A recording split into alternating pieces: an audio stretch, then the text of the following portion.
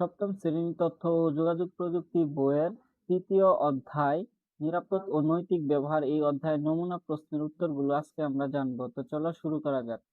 প্রথমে 1 নম্বরে আছে, বাড়িতে কম্পিউটার রাখার সবচেয়ে সুবিধাজনক স্থান কোনটি? এখানে সঠিক উত্তর ক, বসার ঘর। 2, সামাজিক নেটওয়ার্কের ক্ষেত্রে। এখানে সঠিক উত্তর ঘ, সবগুলো। 1, ব্যক্তির সাথে সরাসরি যোগাযোগ নাও হতে পারে। 2, আন্তরিকতার অভাব থাকে। 3, প্রতারিত হওয়ার সম্ভাবনা থাকে। তারপর 3 নম্বরে আছে, কম্পিউটারে আসক্ত একজন ব্যক্তি অসামাজিক হয়ে যেতে পারে। এখানে সঠিক উত্তর ক। নিচের অনুচ্ছেদটি পড়ে 4 ও 5 নম্বর প্রশ্নের উত্তর দাও। রিমুর বয়স 5। ইদানিং ঘুম থেকে উঠেই সে টেলিভিশনে কার্টুন দেখতে শুরু করে। এ সময় সে বাবা মাকে বিরক্ত করে না বলে বাবা মাও বেশ খুশি।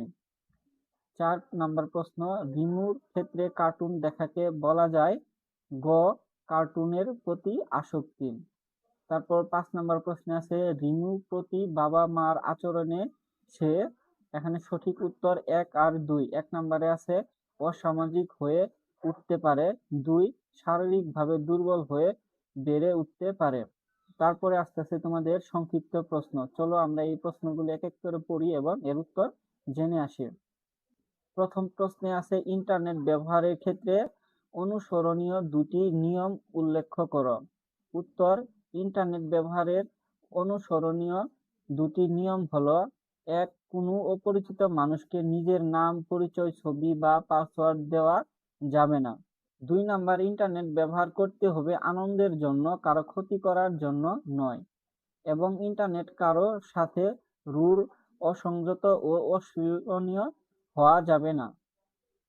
2 নম্বর প্রশ্নে আছে, কম্পিউটারে আসক্তি কাকে বলে? কিভাবে বোঝা যাবে কেউ কম্পিউটারে আসক্ত হয়েছে? উত্তর, কম্পিউটার আসক্তি হলো কম্পিউটার বা ইন্টারনেট অতিরিক্ত ও অনিয়মিত ব্যবহার, যা ব্যক্তিজীবনের সকল ক্ষেত্রে নৈতিবাচক প্রভাব থাকা সত্ত্বেও চলতে থাকে। কিন্তু কিছু লক্ষণ আছে যা থেকে বোঝা যাবে ব্যক্তিটি কম্পিউটারে আসক্ত হয়েছে কিনা। একজন কম্পিউটারে আসক্ত ব্যক্তি তার মা, বাবা, ভাই, বোন, বন্ধু বান্ধবকে সময় না দিয়ে সেই সময়টা কম্পিউটারের পেছনে দেয়। কম্পিউটার ব্যবহারের প্রতি অতিরিক্ত মনোযোগ, ব্যক্তিগত ও দৈনন্দিন কাজে সময় না দেওয়া, খাওয়া, ঘুম, পড়াশোনা ছেড়ে দিনরাত কম্পিউটার ব্যবহার, সামাজিক সম্পর্ক এড়িয়ে ভার্চুয়াল সম্পর্কে মনোযোগ ইত্যাদি কম্পিউটার আসক্ত ব্যক্তির লক্ষণ। 3 নম্বর প্রশ্নে আছে, কম্পিউটার আসক্তি থেকে বের করে আনতে করণীয় কি? উত্তর, কম্পিউটার আসক্তি থেকে বের করে আনার জন্য কম্পিউটারের বাইরের জগৎ থেকেও আনন্দ পাওয়া শিখিয়ে দিতে হবে। এক্ষেত্রে সবচেয়ে সুন্দর বিষয় হচ্ছে খেলাধুলা। যার আসক্তি জন্মেছে তাকে সময় ঠিক করে দিতে হবে। দিনে কতক্ষণ সে কম্পিউটার ব্যবহার করবে, শুধু তাই নয়, অন্য কোনো একটি কাজ করে তাকে কম্পিউটার ব্যবহারের সেই সময়টুকু সৎ ব্যবহার করতে হবে। মনে রাখতে হবে, আমরা কম্পিউটার ব্যবহার করি, কম্পিউটার আমাদেরকে নয়। তারপর 4 নাম্বার প্রশ্নে আছে, কপিরাইট কাকে বলে?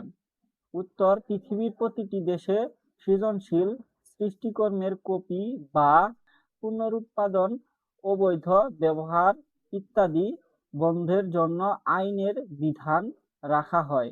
যেহেতু এই আইন কপি বা পুনরুৎপাদনের অধিকার সংরক্ষণ নিয়ে তৈরি, তাই একটি কপিরাইট আইন বা সংক্ষেপে কপিরাইট বলে। তারপর 5 নম্বরে আছে, ওপেন সোর্স সফটওয়্যার কাকে বলে? এর একটি সুবিধা লেখ।